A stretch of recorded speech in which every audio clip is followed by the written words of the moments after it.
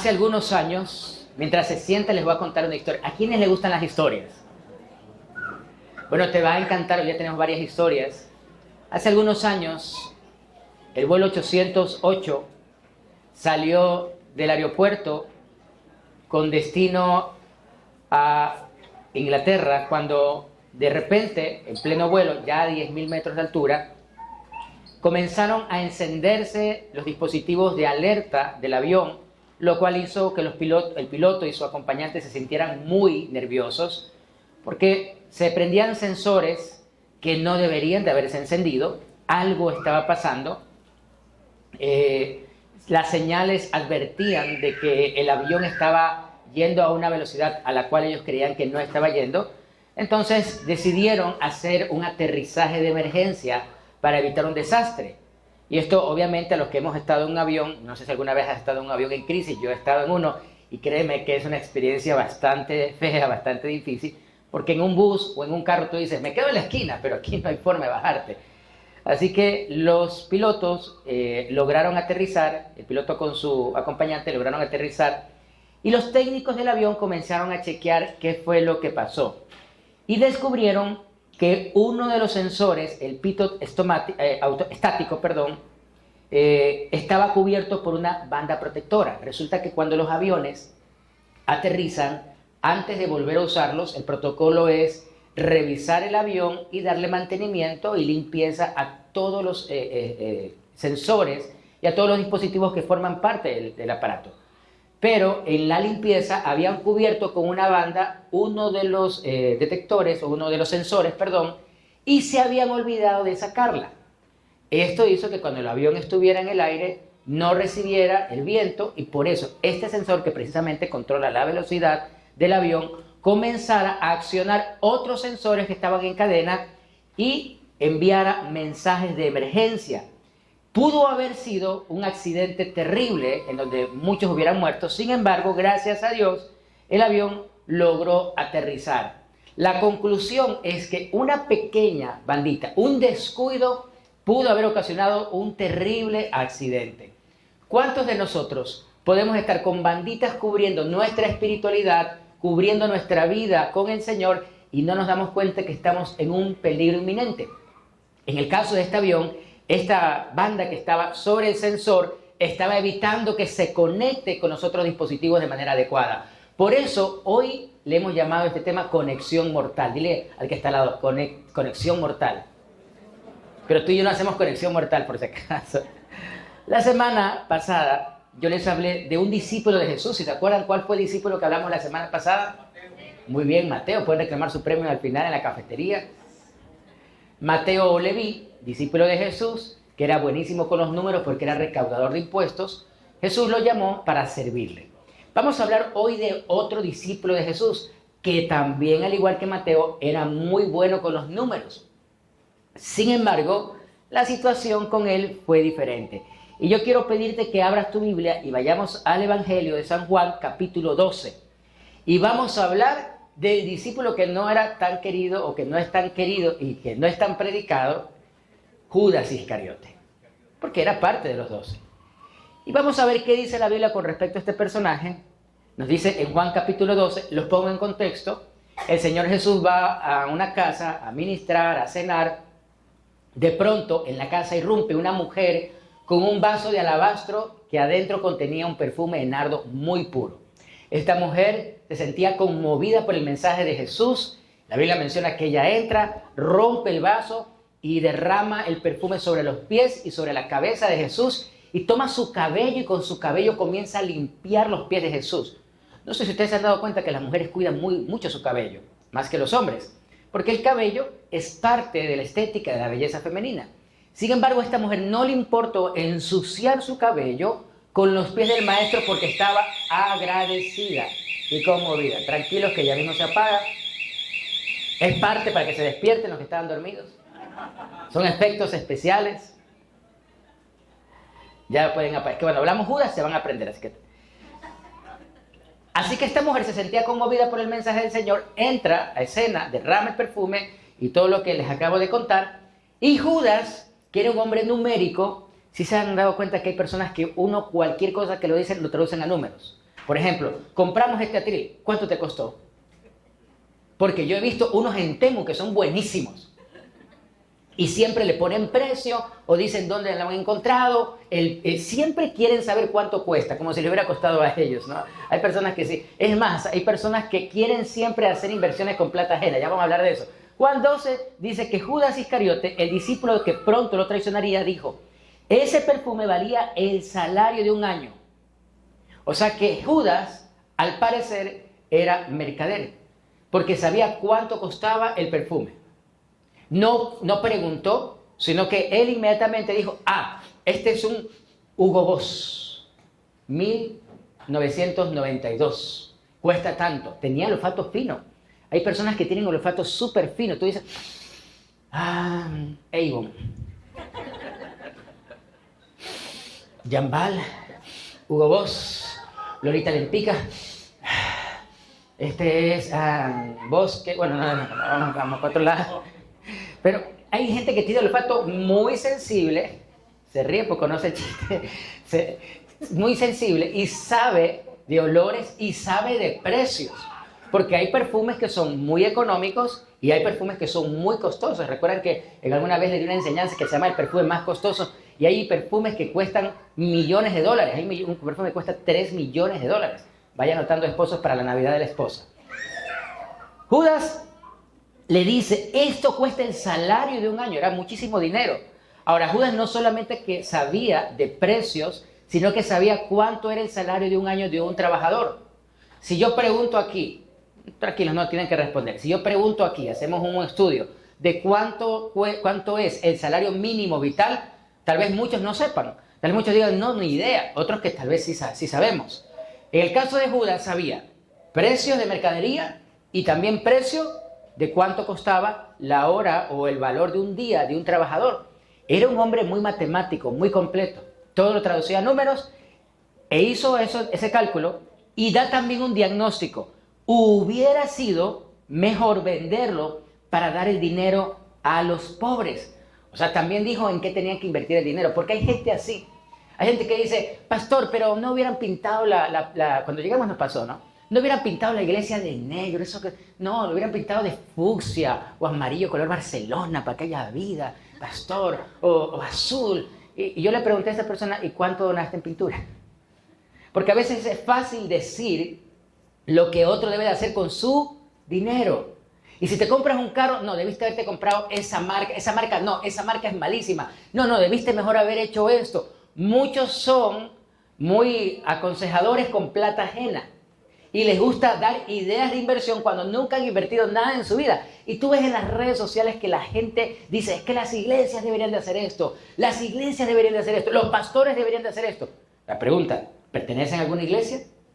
¿Estás ocupando el cargo de pastor o por lo menos conoces a un pastor? ¿Has escuchado lo que callamos los pastores?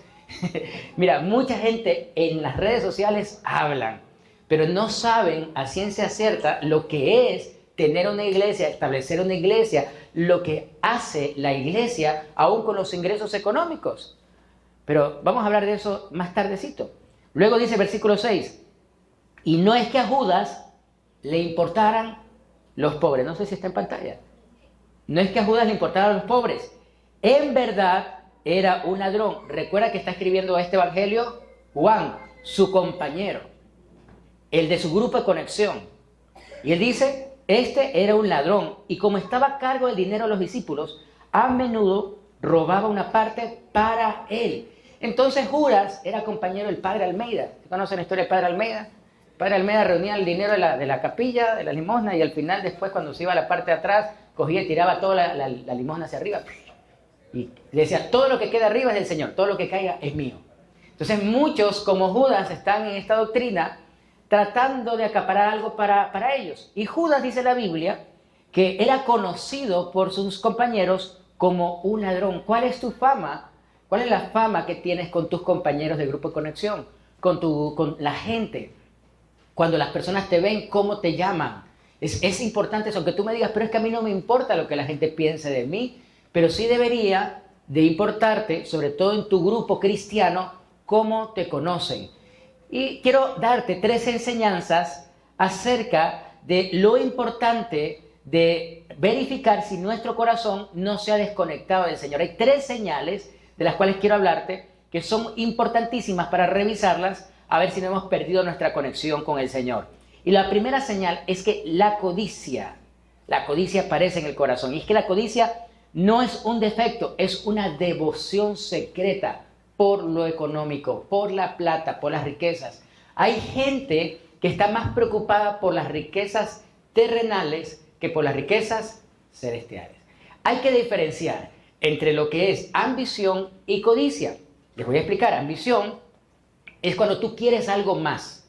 Tú quieres o ambicionas, por ejemplo, una mejor casa para tu familia, para tus hijos. Ambicionas un mejor salario porque lo que tienes tal vez no te alcanza. Ambicionas que este lugar crezca y que más personas vengan a los pies de Jesús. ¿Cuánto ambicionamos eso? Que más personas conozcan de Cristo, que este malecón se llene de la gloria de Dios. Un poco de ambición en la vida no es malo. La codicia, en cambio, es ese sentimiento que quiere obtener lo que otro posee, a precio de que esta persona lo pierda. La codicia me lleva a ser una persona mala o una persona no solo grosera, sino también una persona envidiosa. Entonces yo veo, por ejemplo, que, vamos a imaginarnos, Víctor tiene esos zapatos blancos, y esos zapatos blancos deberían estar conmigo, porque yo soy el pastor. Entonces comienzo yo a desear lo que él tiene. O yo quisiera tener esas canas que tiene Carlos Nelson. O yo quisiera tener de pronto esos lentes que tiene Hugo. O yo quisiera tener esa pinta que tiene Byron. O sea, yo comienzo a codiciar lo que otro tiene. Y quiero que lo pierda. La codicia siempre va a buscar tu beneficio y va a dejar a otro con los derechos que tenía de haberlo obtenido. Miro a otro el carro que tiene y yo quiero ese carro y no le sirve a él.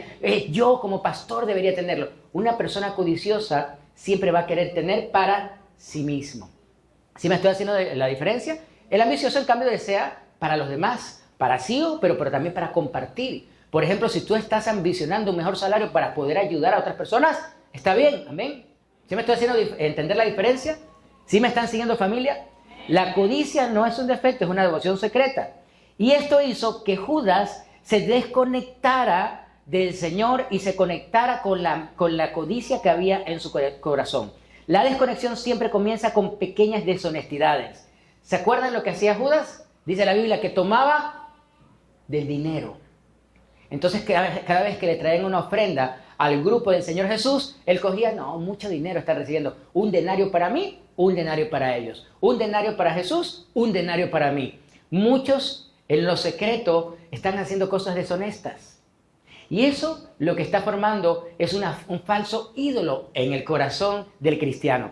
Y aquí viene una historia, te voy a contar una historia interesante porque la codicia deja puertas abiertas y tenemos que tener cuidado de esas puertas que se pueden dejar abiertas. 29 de mayo 1453, los turcos otomanos, al mando del joven sultán Mehmet, lograron invadir Constantinopla. Sin embargo, no podían entrar a la ciudad porque era inexpugnable, muros muy altos, muy fuertes, los constantinenses estaban peleando la buena batalla, no había forma de entrar.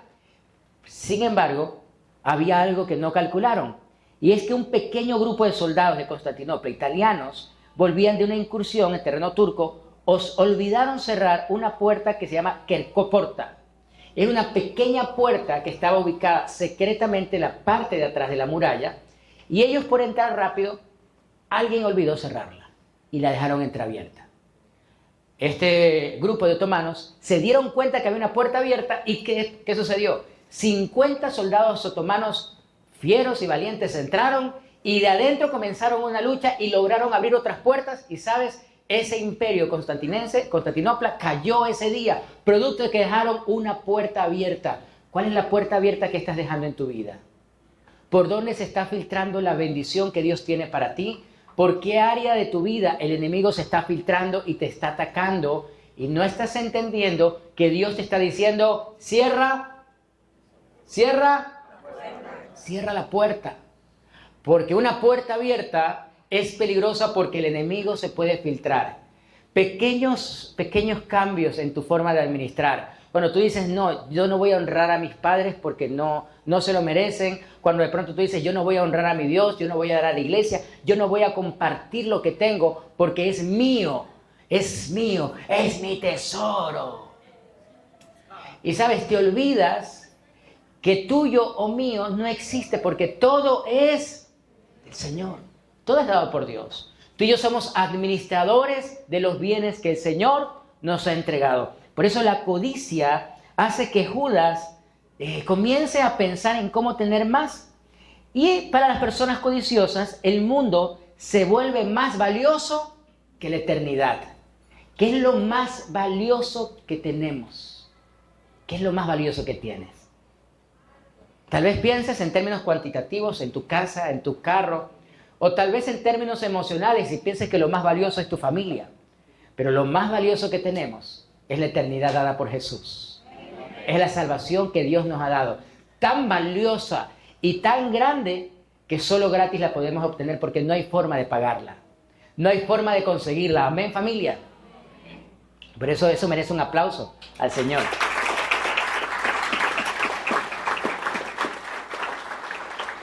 Mira a la persona que está a tu lado y dile, ten cuidado con la codicia. Por eso comparte. Dile, por eso comparte. El segundo punto que puede ayudarte a entender si tal vez hay una señal de emergencia que está indicando que estás perdiendo la conexión, y es que no es lo mismo conocer la luz que estar en la luz. No es lo mismo conocer la luz que estar en la luz. Te cuento otra historia. Hace muchos años en el museo, en la caja fuerte de un lugar muy importante, el Banco Suizo, que es un lugar muy, muy cerrado, inexpugnable también. ¿Cuántos vieron La Casa de Papel? Levanten la mano los que vieron La Casa de Papel. Sí. Ahí tenemos al profesor en la entrada para que... Juan Carlos igualito, inteligente también. Vimos la Casa de Papel, de cómo el banco estaba cerrado y la caja fuerte era algo especial. Bueno, el Banco Suizo es algo muy parecido, en la vida real, y alberga, según lo que se dicen, muchos tesoros antiguos. Entre ellos hay una colección de monedas que son muy raras, monedas de oro y de diferentes metales, los cuales generan siempre la atención de muchas personas, especialmente de algunos estafadores, como en el caso de hace algunos años sucedió que uno de estos estafadores se hizo pasar por experto y logró falsificar una moneda y hacer el cambio, le hicieron el cambiazo. Él tomó la moneda verdadera y puso una falsa que era exactamente igual, una réplica perfecta. Durante 3 años, esa moneda estuvo en la caja fuerte. Según lo que dicen, era muy parecida, lucía igual, pesaba casi lo mismo y brillaba de igual manera que la verdadera.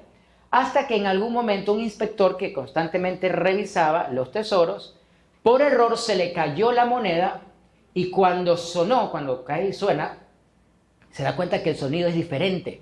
Y la examina y se da cuenta que era falsa. ¿Sabes? Hay mucha gente falsa dentro de las iglesias.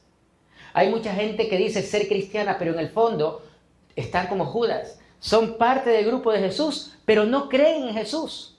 Y por eso les cuesta entender aquello que Jesús vino a revelar. Te quiero poner en contexto. Judas era un hombre que también deseaba la libertad de Israel. Todos los israelitas en la época de Jesús querían deshacerse del yugo romano. Por eso constantemente le preguntaban a Jesús, Señor, ¿tú vas a restablecer el reino de Dios en este tiempo? Y Jesús hablaba, cuando le preguntaban eso, acerca del reino celestial. Pero Judas se imaginaba algo diferente. Él se imaginaba a Jesús en un caballo con la espada y vamos a liberar al pueblo de Israel de Roma y una revolución que se iba a levantar contra el pueblo romano. Por eso cuando iban a entrar a Jerusalén, inmediatamente pensaban, esto se va a poner bueno, esto se va a encender y vamos a liberarnos de ese yugo que nos oprime. Todos vamos a ir con el Mesías, sí.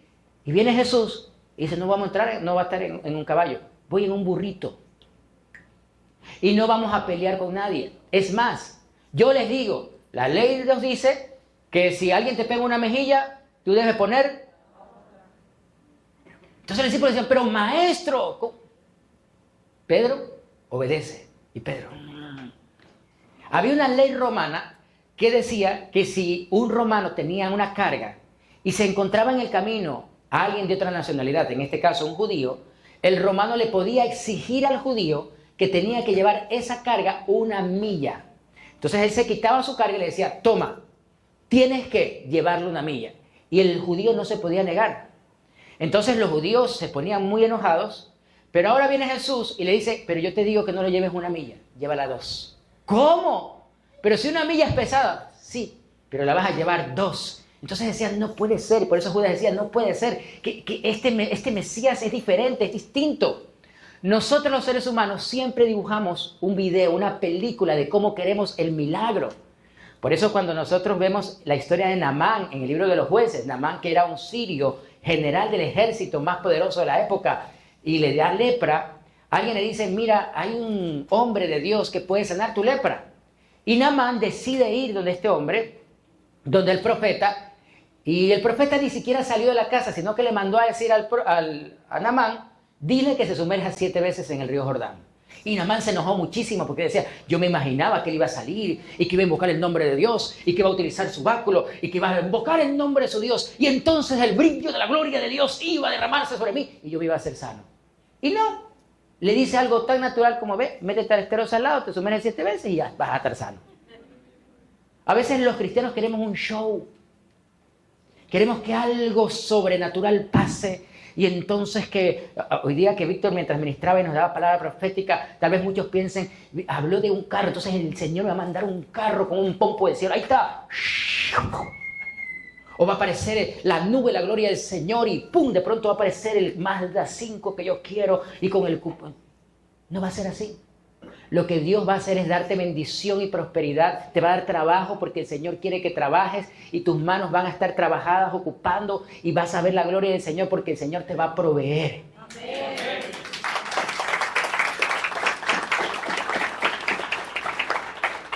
Por eso tenemos que cuidarnos un poco de esa ideología que habla acerca de que ocurren cosas cuando yo creo en la imposición de manos, lo creo y yo he recibido mucha bendición de parte de eso. Pero a veces se ha formado una cultura de la pronta bendición en el cristiano. Entonces, póngame manos porque yo quiero esa unción que usted tiene. Y entonces nos imaginamos, el pastor va a poner las manos sobre mí, yo voy a comenzar a temblar. Y entonces el milagro se va a dar y yo voy a comenzar y todo lo que yo hago pueda prosperar. Y no es así. No siempre es así. Hay cosas que ocurren en el plano natural. Por ejemplo, mi esposa fue sana de un cáncer, pero tuvo que soportar varias quimioterapias y una operación. Mi hijo fue sano del cáncer, pero tuvo que soportar terapias y tuvo que soportar quimioterapias y tuvo que soportar una operación. Ahora, ¿Dios puede sanar el cáncer sobrenaturalmente? Sí, es verdad. Sí, yo lo creo. Como puede utilizar también los procesos médicos. Dios puede utilizar todo. Yo no puedo encapsular a Dios de cómo debe de hacer el milagro. Ese es el punto. Yo no le digo, a ver, Señor, yo quiero que tú hagas el milagro de esta forma. Hace algunos años le di una enseñanza que se llama Iglesia a la Carta. Y a veces nosotros queremos iglesia a la carta, ¿no? A ver, Señor, yo quiero una iglesia en donde se predique la sana doctrina y donde el ministro haga tal cosa y donde hablen en lengua, pero no tanto, Señor, y donde haya una cafetería de esta forma y donde haya un área. Y queremos nosotros diseñar el cristianismo a nuestra manera, donde no me hablen de diezmo, no me hablen de esto, que no me exijan nada. ¿Sí? Queremos un cristianismo a nuestra manera. Como decía Frank Sinatra, a mi manera. Pero ¿sabes? No es así. No funciona así. Dios nos habla acerca de que en muchas ocasiones vamos a tener dificultades, vamos a tener situaciones críticas, vamos a tener diferentes formas de pronunciar nuestra fe, de evidenciar nuestra fe. Y en medio de ese mundo extraño de cosas que aparecen, la gloria de Dios se va a manifestar. Pero yo no le puedo decir a Dios cómo actuar porque Él es soberano. Él es Dios, yo no. Y Él me va a decir la forma, o de pronto no me la dice, cómo va a obrar en mi vida. Lo que yo debo de hacer es creer en lo que Él está haciendo en mi vida. Amén. Judas dibujó en su mente a un Mesías que iba a ir con la espada, que iba a ir con, de pronto, en un caballo, que iba a luchar para derramar sangre de los romanos. Y Jesús entra, manso, humilde, y la Biblia dice que entra en un pollino y habla acerca del amor, de la misericordia y del perdón. Por eso Judas se enojó. Por eso Judas se puso muy mal y dijo, no puede ser, he estado 3 años engañado, he estado 3 años sirviendo a este hombre y no he podido lograr mis metas. Porque hay muchos cristianos que dicen, pero yo quiero servir a Dios, pero quiero que Dios cumpla mis metas. Y es cierto que Dios nos ha hablado de su presencia, pero tampoco hay un contrato de parte de Dios que te dice que Él va a cumplir todos los caprichos que tú y yo tenemos en el corazón. No funciona así. Hay cosas que nosotros le podemos pedir a Dios y Dios nos dice, no, no. ¿Y qué tenemos que hacer nosotros? Tener la misma actitud que de la historia de un niño que les he contado en otras ocasiones, cuando un niño había preparado su fiesta de cumpleaños y le iba a hacer en un lugar bien bonito que tenía en el patio de su casa. Y el niño emocionado, había puesto globos, había hecho que los padres compren un pastel, una mesa bonita, la piñata, todo lindo, hermoso. Y un compañerito de él le dice, ay, por gusto haces la fiesta allí, va a llover. Y el otro niño, el cumpleañero, el de la fiesta, le dice, no, no va a llover, estoy seguro que Dios va a escuchar mi oración porque yo voy a comenzar a orar para que ese día no llueva. Y el otro compañerito le dice, va a llover, loco, yo sé por qué te digo, bro, va a llover. Es que era milenio, ¿no? Centenio, bro. Y el otro niño, no, no va a llover, no va a llover. Llegó el día de la fiesta y 1 hora antes pega un aguacero y llueve, relámpago. Se mojó el pastel, se mojó la piñata, toda la mesa, todo se le dañó. Entonces el compañerito del que hacía la fiesta le dijo, yo te dije, bro, yo te dije, no haga la fiesta, vaya. Y el niño de la fiesta le dice, sí, yo sé que le oré a Dios para que no lloviera, pero Dios simplemente me dijo que no y yo acepto su voluntad. Tenemos que aprender a tener esa actitud del niño. Hay momentos donde Dios nos dice, no va a ser así, va a ser de otra forma. O simplemente me dice, no, hijo mío, ¿y qué tengo que hacer yo como hijo? Aceptarlo. Pero a veces los no de Dios no son definitivos. Eso no significa que yo me vaya a rendir.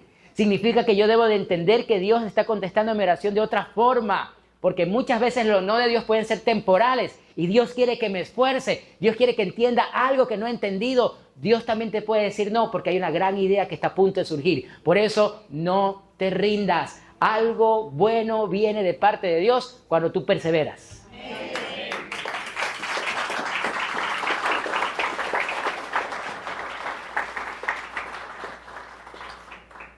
El conocimiento intelectual no es conexión espiritual. La verdadera conexión exige una rendición de mi vida. Cuando yo entiendo que mi posición no me hace inmune a las consecuencias de mi pecado. Y eso fue lo que pasó con Judas. Él pensaba que su posición lo hacía inmune. Como yo soy un hijo de Dios, nada me va a pasar. Y no, resulta que la Biblia dice que Dios al hijo que ama, disciplina. El otro día alguien me preguntaba, ¿y usted disciplina a sus hijos? Sí, claro, pueden preguntarle. Los amo con todo mi corazón. Pero yo aprendí en la vida que si realmente amo a mis hijos, tengo que disciplinarlos, aunque no nos guste hacerlo. Y es que el corazón de Judas se había vuelto un corazón frío. Y muchos cristianos pueden estar aquí en la iglesia con un corazón frío, cerca del fuego, pero frío. Puedes estar en la reunión y cantar la alabanza y servir a la mesa, pero estar frío. Y tu voluntad no está alineada con Cristo porque hay una actitud igual a la de Judas. Que hace rato que, por ejemplo, Víctor estaba cantando. Nosotros estábamos al frente compartiendo, ya voy a hablar un poquito de eso. Estábamos haciendo una misión al frente, por eso llegamos un poquito más tarde.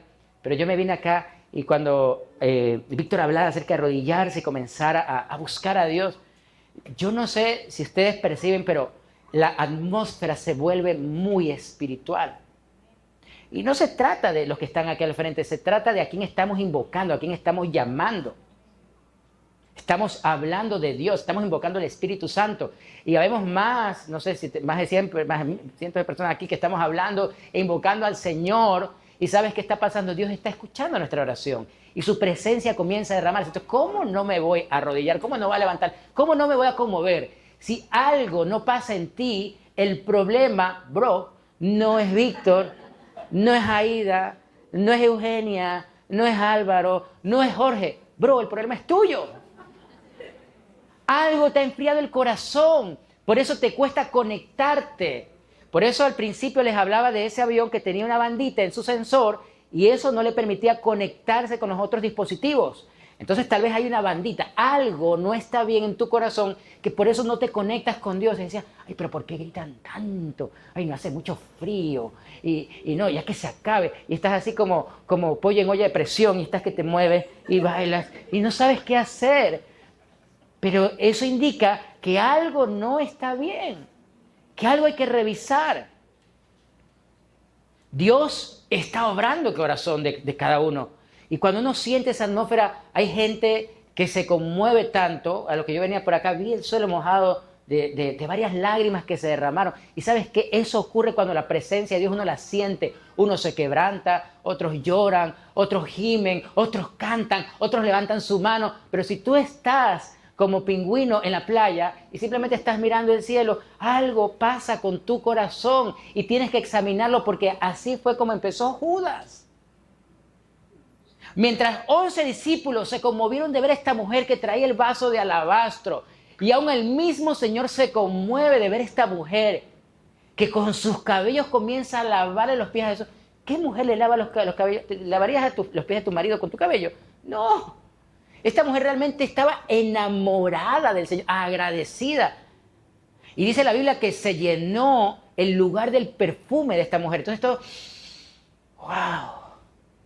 Hay un perfume, pero el perfume que surgía de ese lugar no era solamente el nardo puro. El perfume que en ese lugar existía era el perfume de la adoración. Y eso conmovía el corazón del Señor. Hay muchos que no se están conmoviendo de ese perfume hoy. Entonces el problema no está ni en el perfume ni en el que lo derrama, sino en aquel que no tiene un corazón sensible para entender que estamos adorando al Señor. Amén. Por eso cuídate mucho de esto. Y el tercer punto, y me ayudas con la música, y es que el arrepentimiento incompleto, pilas con esto, el arrepentimiento incompleto es la ruta más corta a la condenación. Mira lo que dice Mateo 27, versículo 3. Cuando Judas, quien lo había traicionado, se dio cuenta de que habían condenado a muerte a Jesús, se llenó de, ¿qué dice? Remordimiento. Versículo 3 de Mateo 27. Si no tienes Biblia, te puedes juntar a un cristiano que te preste ratito. Voy a repetirlo. Cuando Judas, quien lo había traicionado, se dio cuenta de que habían condenado a muerte a Jesús, se llenó de remordimiento. Así que devolvió las 30 piezas de plata a los principales sacerdotes y a los ancianos. Te voy a poner en contexto antes de seguir. Recuerda que Jesús estaba en el huerto de Getsemaní aquella noche en que iba a ser entregado. Era un lugar oscuro. No iba a estar con todos sus discípulos ni la multitud que normalmente lo acompañaba. Por eso es que el plan fue perfecto en el sentido de que esa noche era propicio para capturarlo. Porque Jesús estaba haciendo una vigilia en un monte oscuro con poca gente. Era el momento propicio. Sin embargo, pasaba algo. Como estaba oscuro, podían confundirse. Porque normalmente, cuando uno pasa mucho tiempo con una persona, comienza a parecerse en su forma de hablar, en su forma de actuar. Por eso es que los feos nos casamos con mujer guapa, porque ahí algo se le va juntando a uno. Yo iba a decir las esposas amén, ¿no? Pero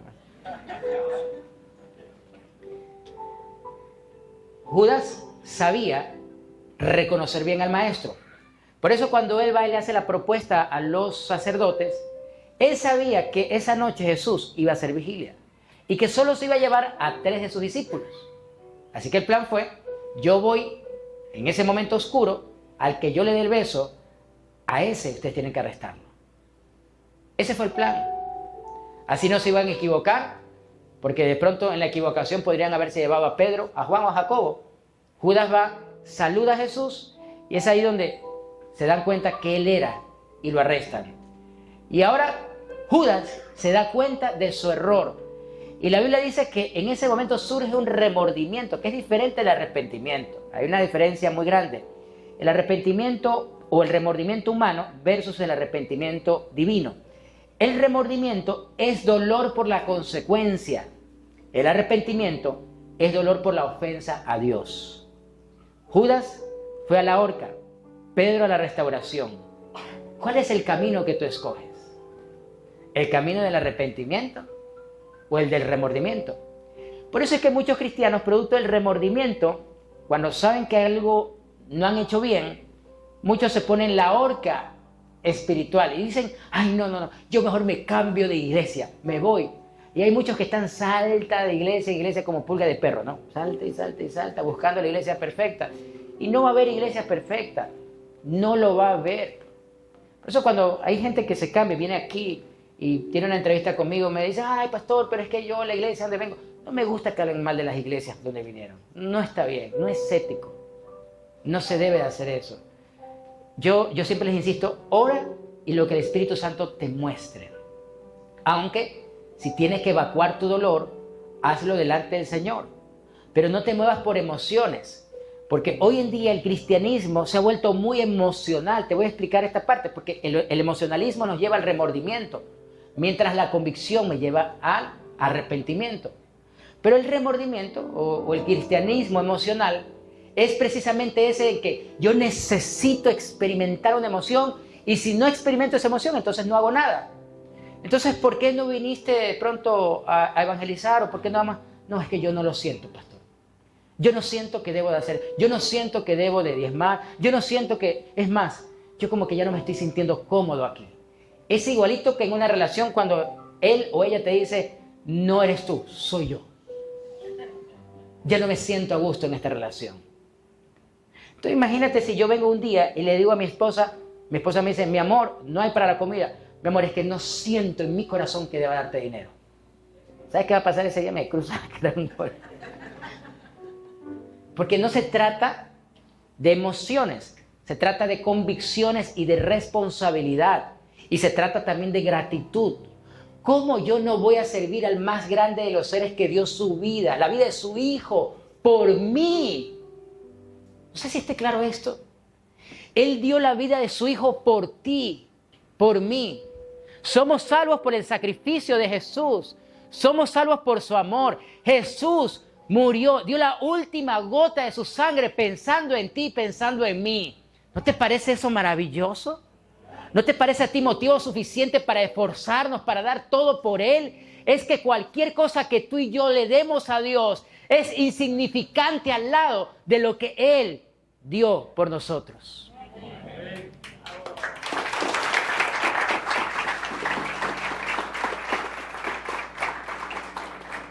Por eso Judas se sintió remordimiento, se sintió mal por su error y devolvió el dinero. Pero le faltó el arrepentimiento genuino, la fe y la misericordia que Dios tiene cuando uno cambia de dirección. Porque vemos por otro lado que Pedro también negó al Señor y lo negó 3 veces. Y cuando Jesús, antes de eso se lo profetizó, Judas dijo, no, Señor, porque Pedro también era emocional. Pedro le dijo al Señor, Señor, yo no te voy a negar, por Dios, no, por Diosito no, porque no puedo jurar por ti. Pero yo te prometo, Señor, te prometo que no te voy a negar. Ese era Pedro. Te lo prometo por mis hijos, te lo prometo. Pedro era así, muy emocionalista. Estoy seguro que hasta le juró por su suegra, que se muera mi suegra. Y acuérdense que dicen que por eso fue que negó Pedro al Señor, ¿no? Porque le salvó a la suegra. ¿Sabes? Pedro negó 3 veces al Señor. Sin embargo, Jesús lo perdonó. Dice la Biblia que lo miró y lo amó. Porque Pedro tuvo una actitud de arrepentimiento genuino. Y tal vez tú te acercaste a este lugar hoy con pecados, con muchos pecados o un pecado. Tal vez llegaste a este lugar pensando, como Judas, ahorcarte, es decir, renunciar a la vida cristiana. Querer tirar la toalla, es parte de la naturaleza. No, yo ya no voy más a la iglesia, me siento indigno, soy un pecador, no merezco estar aquí.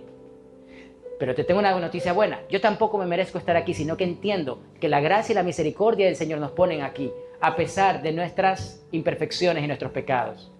Porque aquí no estamos los mejores, estamos aquellos sobre la cual la gracia de Dios se derramó. Y por eso estamos aquí. Y aunque hayas pecado todo lo que quieras, Jesús te ama. Y Jesús quiere darte una vida diferente, una vida distinta. Judas no quiso. Se desconectó totalmente de la visión del Señor. Se desconectó totalmente de su grupo. Aún Judas ni siquiera buscó a sus compañeros como para decirle, chicos, metí la pata, fui bruto, perdónenme. No, no lo hizo. Porque Judas se había vuelto un llanero solitario. Tenía sus propias convicciones. Por eso yo siempre digo, a los llaneros solitarios no les va bien. El llanero solitario, en el caso del cristiano, es aquel que quiere hacer las cosas a su manera. Que él piensa vivir su cristianismo de una forma distinta. Entonces hay personas que dicen, yo no creo en los grupos de conexión. No. Yo mejor creo en el ministerio de darle de comer a las palomas del parque. Ese es mi ministerio. Yo soy feliz con eso. Yo le doy a los perritos de la calle de comer, a los gatitos, a los miau miau. Eso sí es lo mío. Porque yo amo más a los animales que a las personas. Pero sabes, Jesús no vino a morir por los animales, vino a morir por las personas. Pero te tengo también una buena noticia para mis amigos animalistas. No es que estoy hablando del mal de eso. Porque si nosotros logramos que más gente conozca de Jesús, Jesús nos enseña a amar a nuestros animales. Y habrá más animalitos cuidados. Por eso los que amamos a los animales, la noticia es, no te concentres tanto en ayudar a los animales, mejor concéntrate en compartir el mensaje a las personas, que eso va a provocar un cambio para que las personas cuiden a los animales. Y no haya personas que los traten mal. Porque cuando uno ve lo que dice la Biblia aún nos llama a cuidar a nuestras mascotas. Así que piensa por un instante, ¿cuál es tu llamado y tu ministerio? Aún dentro del grupo de conexión de Jesús, cada uno tenía su asignación. En este caso, Judas era el tesorero. Por eso siempre oramos por los tesoreros, para que ese espíritu de Judas se vaya. Y purificamos las finanzas. Las finanzas están purificadas. Es que para los que nos ven en las redes, nuestra financiera se llama Purificación Ruiz. O sea, purifica las finanzas. Enciende las finanzas. Cuando nosotros nos desconectamos de la visión de Dios, la visión del Señor era establecer la iglesia. Los discípulos al principio no la entendieron. Judas nunca la entendió. Hay gente que no entiende que somos iglesia para conectar a la gente con Dios y con las personas. Conectarnos entre nosotros, que somos un organismo vivo que trae vida, lleva vida. Hace un ratito les dije, no estábamos aquí porque con un grupo de líderes nos fuimos al frente a compartir a los muchachos que danzan K-pop. Tenían una presentación. Estaban allá afuera, algunos, y sabes, estaban ahí vestiditos, nerviosos. Llegamos con unos sándwiches, con unos refrescos. Les dijimos, chicos, venimos a orar por ustedes para que les vaya bien. Y queremos compartir esto de parte. ¿Sabes qué pasó?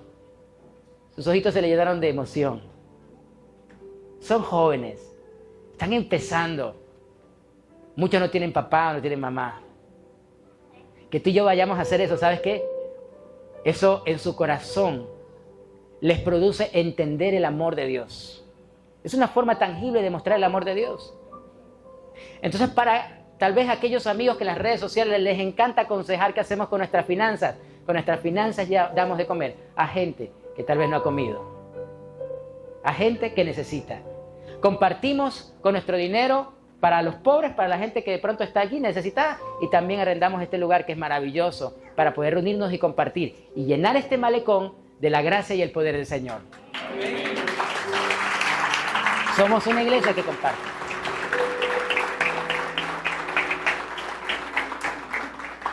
La tragedia de Judas nos enseña que el peligro no está afuera, sino en el corazón que no está rendido. Y aquí, ya para concluir, un danger, advertencia, lee a tu vecino, advertencia, dice la advertencia, danger, peligro. Puede ser que te suene duro esta frase, pero no seas un Judas moderno. No seas un Judas moderno. Si tienes un secreto, un pecado secreto o una codicia que te separa de Dios, necesitas una red de seguridad. Hace unas semanas, una artista de circo, de las que se lanzan en ¿cómo se llama? Una acróbata, se cayó, no alcanzó a coger la soga y se cayó de más de 10 metros. Pero gracias a Dios había un colchón, no habían puesto la red, sino que habían puesto un colchón de seguridad que amortiguó la caída. ¿Sabes? La red de seguridad del cristiano es la iglesia. La red de seguridad del cristiano son los grupos de conexión. Por eso, si tu corazón se está yendo por donde no debe, aquí tenemos una red de amigos que te van a ayudar. Ayer comenzamos y les cuento qué maravilloso. Bueno, esta semana empezamos. Y ayer hubo casa llena de los grupos de conexión. Le damos gloria al Señor por eso. Y qué conmovedor, qué maravilloso. Fuerte, fuerte ese aplauso a Dios.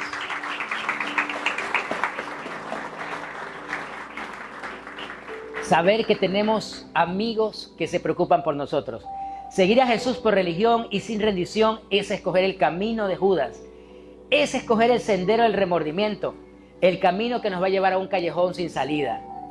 Yo te invito a que pienses en este tiempo, ¿qué decisión vas a escoger? Si el camino del arrepentimiento o el camino del remordimiento. El camino del arrepentimiento es el camino que nos lleva a una vida con Jesús. Por eso, hoy quiero desafiarte a algo. Vamos a orar todos para escoger bien ese camino del arrepentimiento. Y si por primera vez vienes a esta iglesia, o hace tiempo no habías venido, o hace tiempo que nadie había orado por ti, yo quiero pedirles, antes de que se paren, tranquilos, cuando comencemos a orar, que vengas hacia adelante.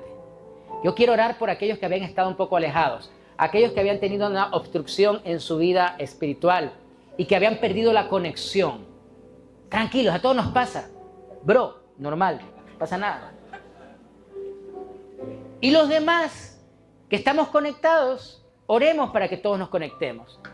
Cuidado con el chisme espiritual. Uy, si viste que salió Carlos Nelson, ¿no?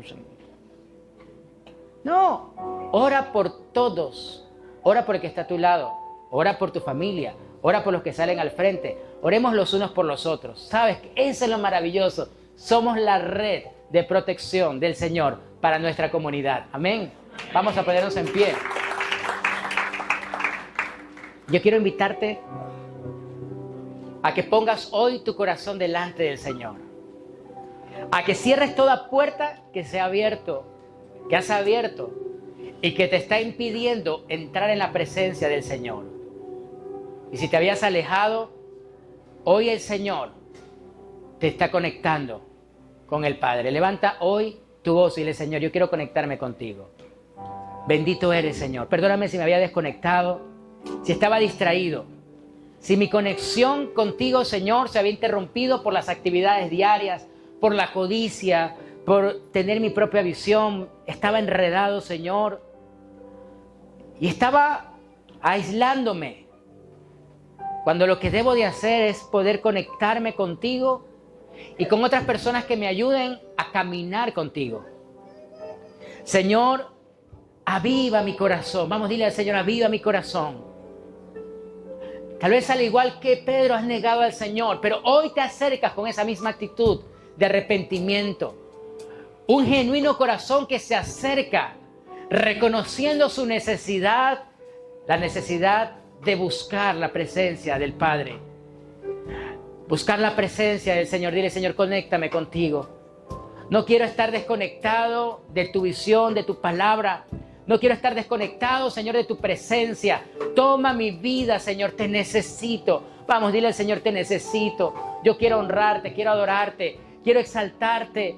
Quiero, Señor, fluir en tu presencia. Vamos, el Espíritu de Dios está aquí. El Señor hoy está conmoviendo corazones que estaban endurecidos. Hoy ese espíritu de Judas se va. Hoy ese corazón frío que piensa simplemente lo suyo, que codicia y no ambiciona, no desea lo mejor para otros, sino que solo busca su beneficio personal. Hoy se acaba en el nombre de Jesús. Hoy se va todo espíritu que te está llevando a ser egoísta. Hoy el Señor toma tu corazón y te dice: hijo mío, hija mía, yo te amo. Y quería que estuvieras aquí, que escucharas este mensaje. Por eso hoy estás aquí. Esto no es coincidencia, es una diosidencia. Es Dios generando conexiones. Es Dios conectando tu corazón con el de Él.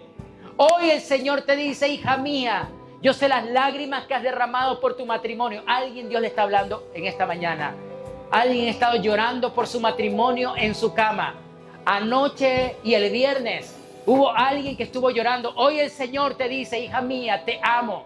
Yo estoy escuchando tu clamor y tu matrimonio va a ser restaurado, pero entrégame tu corazón, entrégame tu vida. En el nombre de Jesús, ríndete ante el Señor. Hay hombres que están preocupados, hay hombres que están en este momento muy tensos porque no hay sustento, porque algo está impidiendo que los cielos se abran. Hoy el Señor te dice: es lo que te faltaba. que te arrepintieras. Estabas sintiendo remordimiento, pero hoy la palabra te libera de la culpa y te libera del pecado. Hoy el Señor Jesús te dice a ti, hombre que estás preocupado, haciendo números en tu mente, no estás durmiendo. El Señor te dice, hijo mío, yo soy el sostén de tu vida. Yo soy el que te soporta, yo soy el que te sustenta, yo soy el que te da la provisión. No te sientas solo, yo conozco tu preocupación. Ven que yo voy a abrir mi mano sobre tu vida y sobre tu hogar, y vendrá una provisión grande y maravillosa.